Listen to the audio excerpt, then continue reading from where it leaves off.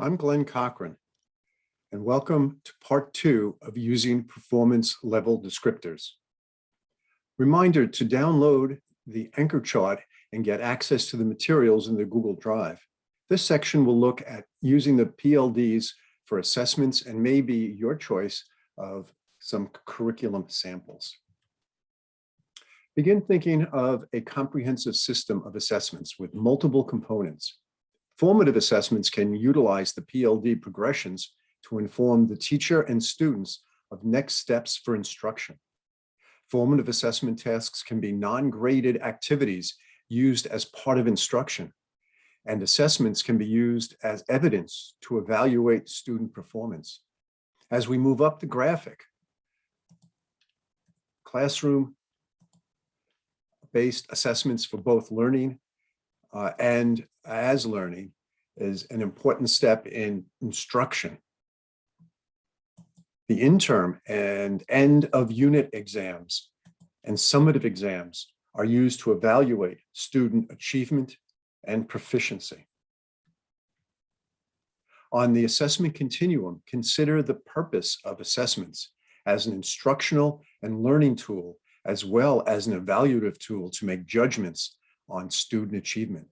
Then consider how the PLD levels can be used to instruct along the PLD spectrum. Assessments could be differentiated or scaffolded to inform the teacher and students of their current PLD level. The progressions of the PLD informs the next steps to higher levels of proficiency. Since formative assessment is most important to driving the learning, different levels of formative tasks could be identified as students move their performance along the PLD spectrum.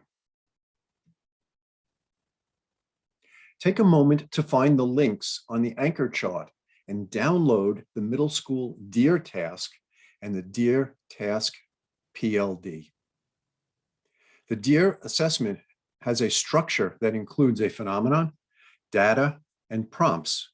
It is scaffolded with a graphic organizer to help students organize and provide information.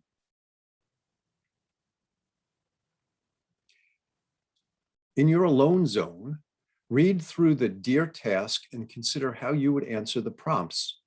In a group, discuss with evidence where the DEAR task falls on the PLD spectrum. Select a spokesperson. Take a moment in a breakout or a group and stop the video and go through the task.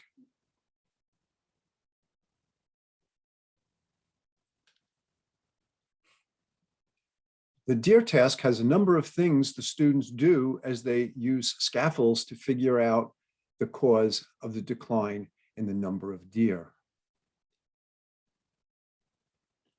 It begins with a graphic of the change in the deer population over a number of years.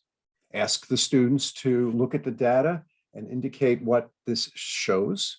Also, number 2, ask them for a list of some causes that could be the reason for the deer population. So this is sort of a prediction type of thing. Now, on the left, we see a graphic organizer. A is asking for the patterns that they're recognizing in the data, and B is what do those patterns tell you about how that could affect the deer population. On the right, we're looking at a change in the deer versus elk population.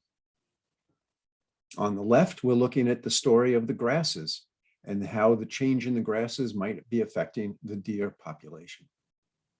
On the right, we're looking at the cause of fawn deaths. Is it food? Maybe it's predators. On the bottom, we're looking at changes in potential rainfall. Number 4 is the meat of the questions, where we're asking the students to write a claim based on the causes of the change in the deer population based on the patterns in the data and what they know about ecosystems.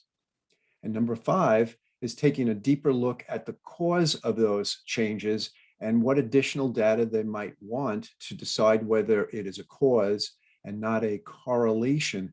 And that would be a middle school cause and effect element.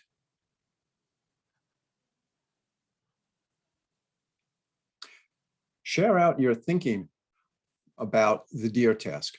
Based on student response, is there evidence you could use to determine the performance level of your students? Pause the video.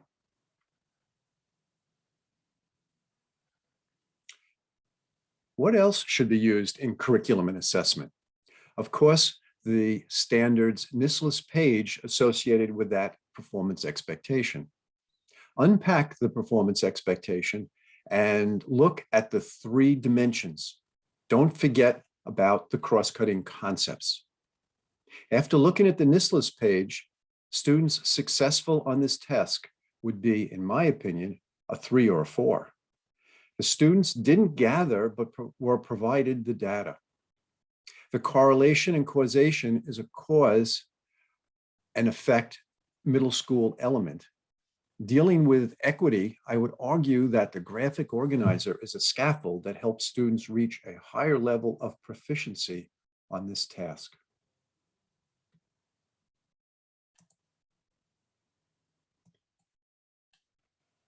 All right, we have some additional tools that can be used when viewing assessments, and these are screeners.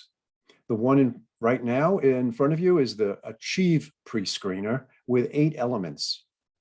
Red flags are problems and need to be addressed. For example, number 1, is there a phenomenon or a problem driving the task? There should be. If not, we need to find one.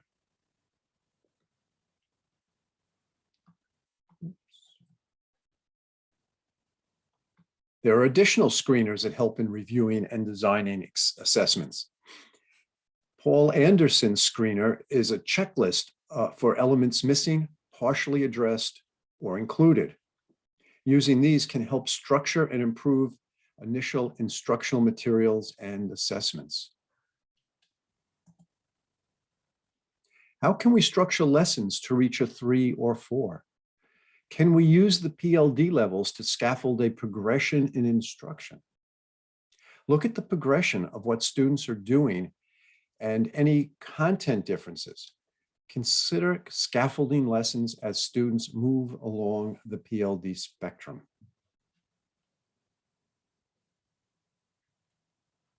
Bundle related PEs into your instructional plan. Use the progressions described in the PLDs to build student opportunity to learn.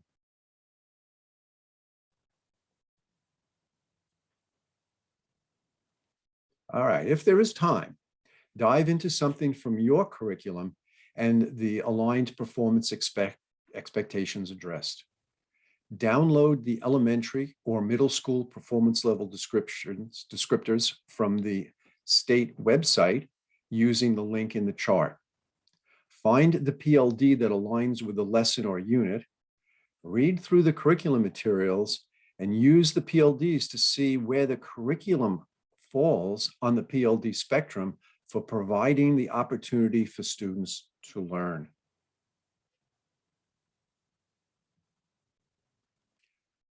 Take a related PLD to something that you teach and draft ideas to scaffold the lessons from a 1, 2, and provide the opportunity to reach your 3, 4.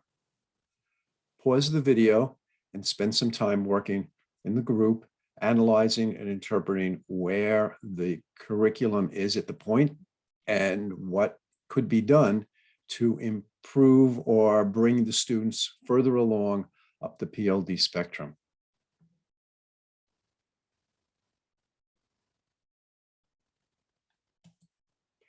Thank you for joining me on a tour of how we can use the performance level descriptors for guidance in curriculum, instruction, and assessment.